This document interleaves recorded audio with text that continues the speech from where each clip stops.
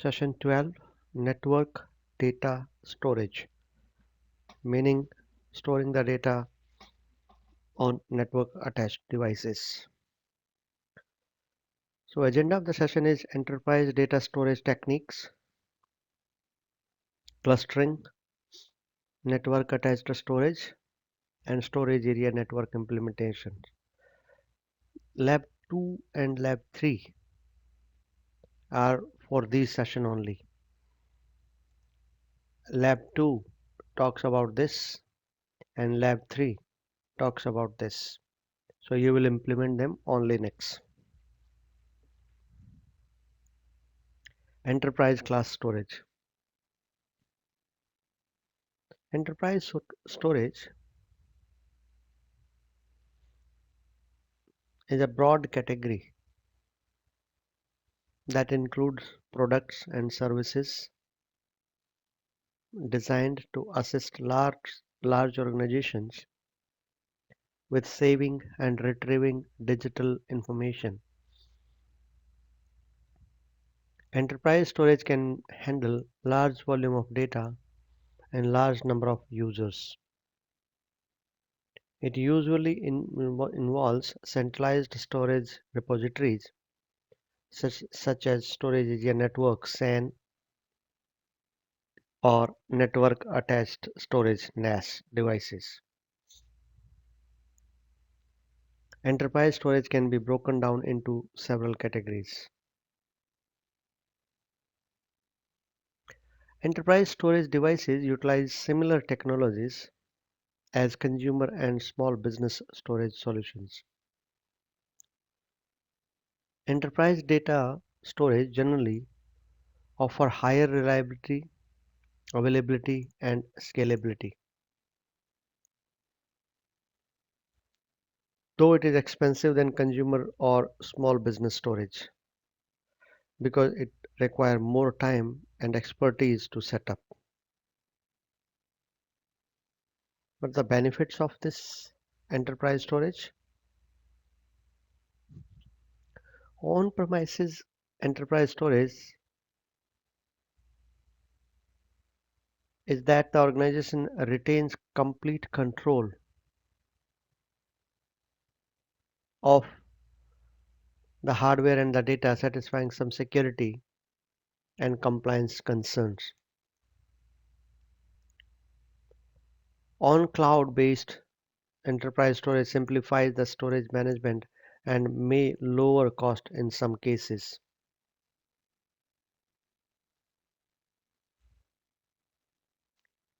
Enterprise storage solutions is that they enable file sharing and collaboration among workers. The benefits of enterprise storage also offers better performance, reliability, availability, and scalability than other types of storage solutions. It offers security features such as user-based permissions that are not commonly found in consumer storage solutions. Enterprise storage vendors, we have hardware vendors which support like Dell, HP, EMC, IBM, NetApp, Hitachi Data Systems, and SanDisk, etc. Then we have cloud-based vendors, that is Amazon Web Services, Windows Azure, Google, IBM, Rackspace, etc. Then we have open source vendors, that is OpenAFS, FreeNAS, OpenSMT, Cluster, File System, OHSM, OE Tools, etc. These are so many vendors available offering enterprise storage solutions. What is clustering? Clustering is the process of making a group of abstract objects into classes of similar objects. A cluster of data objects can be treated as one group. While doing cluster analysis, We first partition the set of data into groups based on data similarity and then assign the labels to groups. The main advantage of clustering over classification is that it is adaptable to changes and helps single out useful features that distinguish different groups.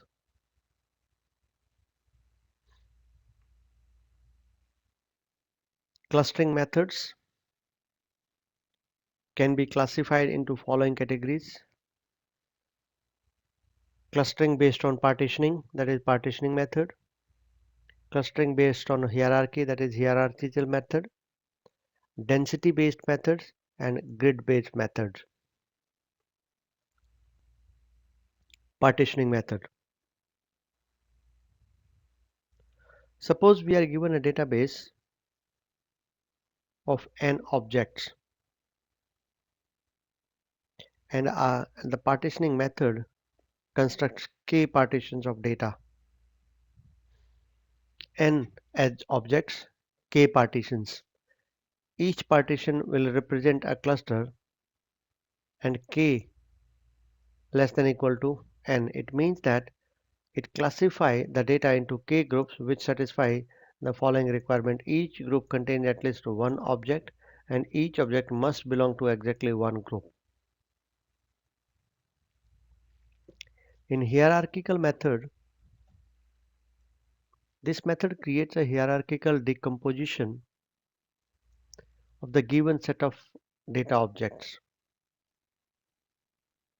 We can classify hierarchical methods on the basis of how hierarchical decomposition is formed. There are two approaches here. One is agglomerative approach, and second is divisive approach. Density based and grid based methods. Then third was density based method. This method is based on notion of density. The basic idea is to continue growing the given cluster as long as the density in the neighborhood exceed some threshold. That is, for each data point within a given cluster, the radius of a given cluster has to contain at least a minimum number of points. Then we have grid based method. In this method, the objects together form a grid. The object space is quantized into finite number of cells that form a grid structure. Basic forms of network storage. We have direct access storage or direct attached storage, DAS, which think of pen drive, portable hard disk. Network attached storage, that is NFS server. Storage area network, that is iSCSI, and number of variations on each, especially the NAS and SAN. Storage type: DAS use sectors, NAS use shared files, and SAN use blocks. Data transmission in DAS is IDE or SCSI. In NAS, it transfer using TCP/IP and Ethernet. In SAN, we use fiber channel. Access mode: here we use client or servers. NAS also we have client or servers. SAN is basically for servers. Capacity: 10 raised to power 9, 10 raised to power 9 to 10 raised to power 12, but is much more than 10 raised to power 12. Complexity: this is easy, this is moderate, but this is comparatively difficult to implement. Management cost: this is a high management cost, this is moderate, but here once it is set up, very low management cost. Three types of storage. Network attached storage, NAS. NAS is a dedicated storage device and it operates in a client server model. NAS is connected to the file server via LAN. Protocol NFS or CIFS over the IP network. Network file system NFS we configure in Unix. Common Internet File System is applicable for Windows remote file systems mounted on local systems. The CIFS is evolved from Microsoft NetBIOS over TCP/IP, that is NBT, and Server Message Block SMB. Samba is nothing but SMB on Linux, making Linux and Windows file server, meaning a Linux machine is accessible from a Windows machine. This is the Linux machine, this is Windows machine. So we make Linux machine as a server to be used as a storage server for Windows. That is possible using Samba. Advantages: no distance limitation.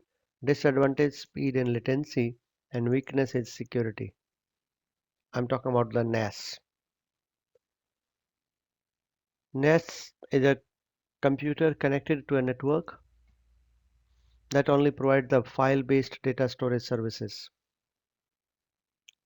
It contains one or more hard disks, often arranged into logical redundant storage containers or RAID arrays devices on the network.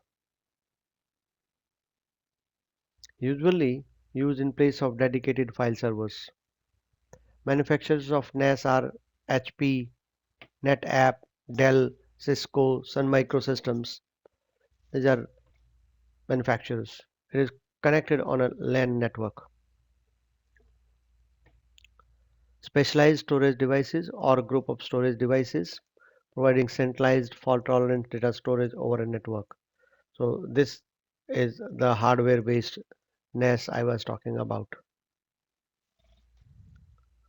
NAS advantages and disadvantages. Advantage is performance, cost-effective, scalable, and manageability. Disadvantages: file-oriented, slow down for video applications or multiple large files. Performance depends on the protocol. Storage area network, SAN. A storage area network, SAN, is a specialized, dedicated, high-speed network joining servers and storage, including disk arrays, and tapes, etc.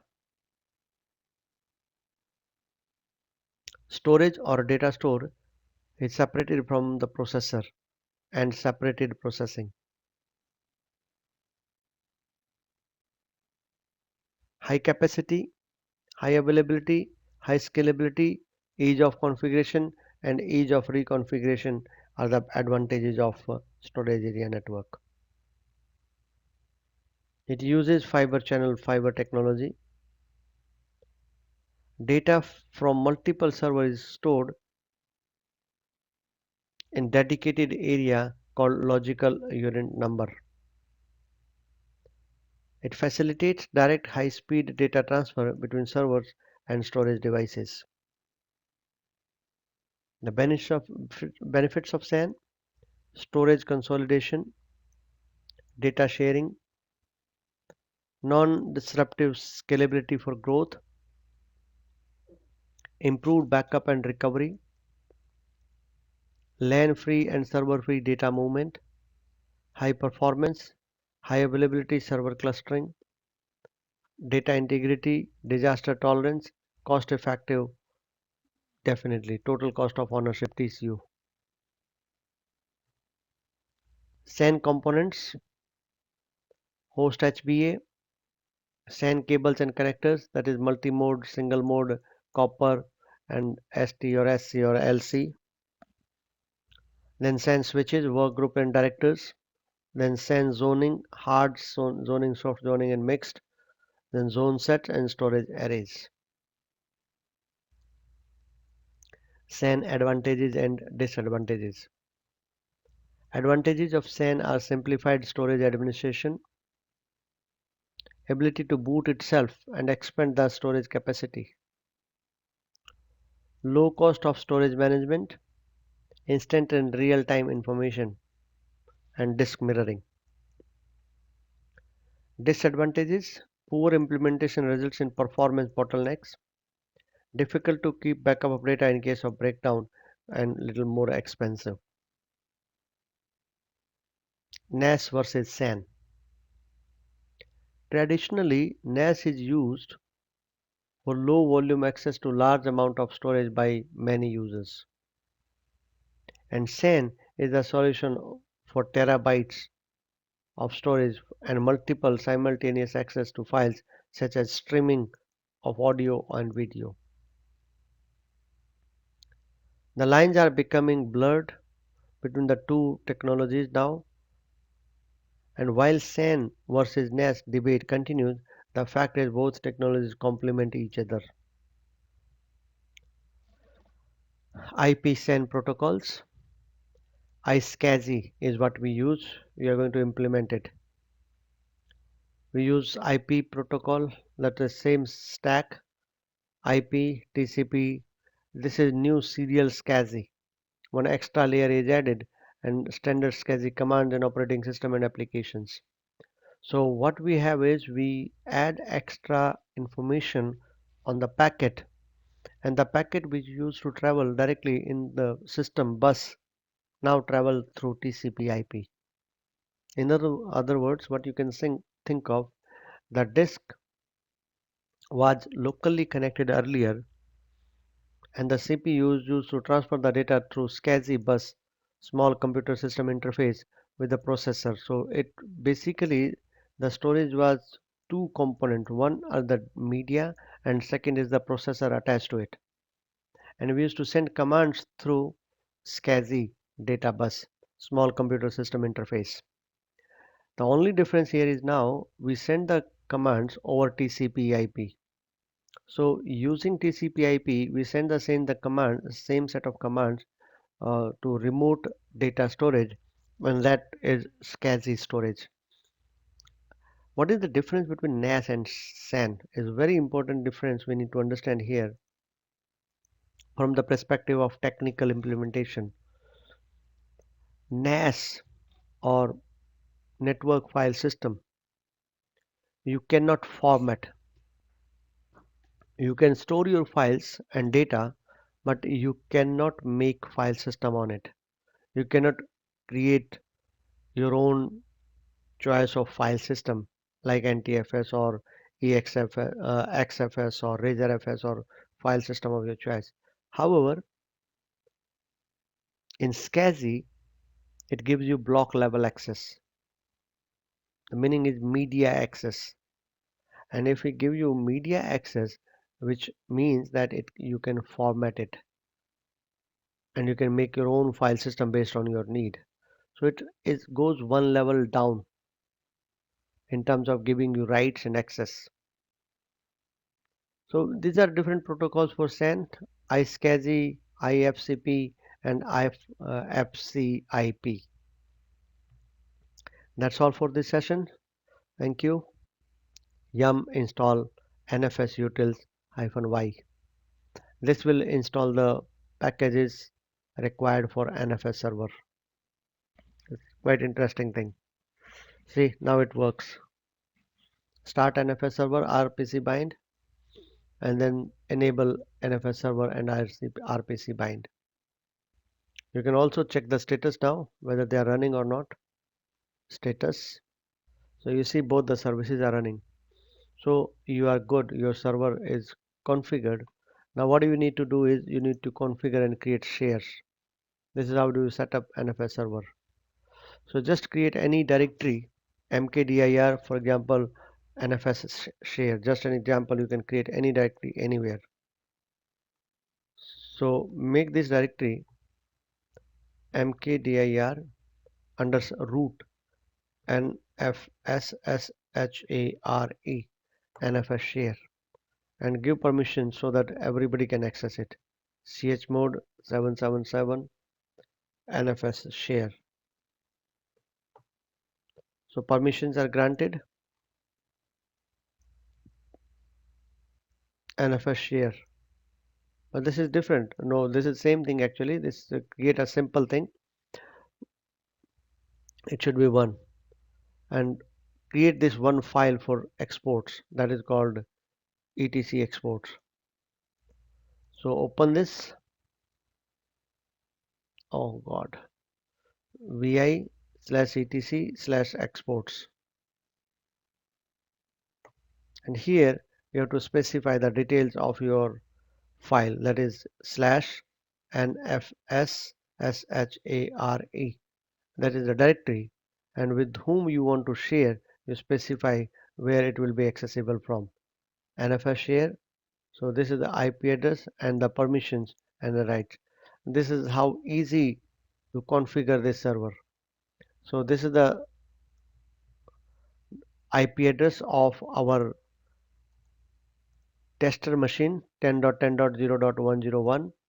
Read write sync no root squash, and these are the parameters we configured. So this is that easy, single line.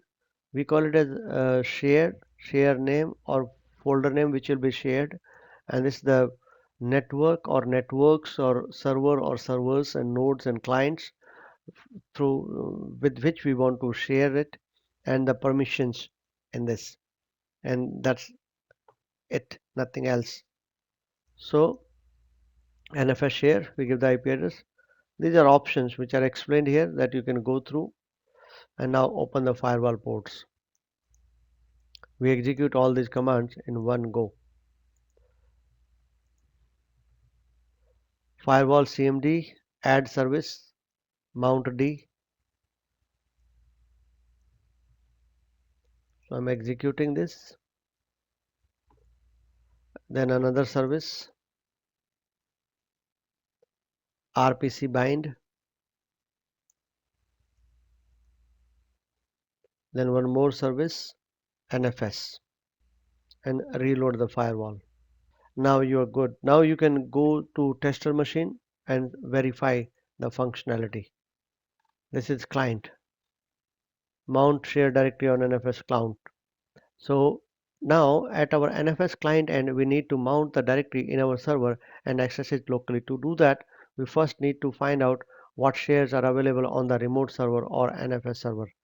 So because the IP address of the server is 10.10.0.100, so we are going to execute this command show mount e10.10.0.100 on our client. So this is our tester machine. Remember, no GUI on the tester one. So you have to log in using client and you have to type this command show mount. If this is not installed, then you need to install yum install NFS utils. Same package you need to install here also if the show mount command is not found. Yes, now show mount.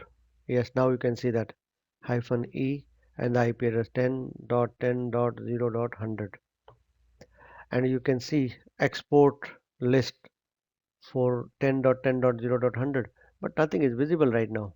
But right now it doesn't show anything. Let's verify whether it is available here on our server. If I try the same thing on the server, show mount,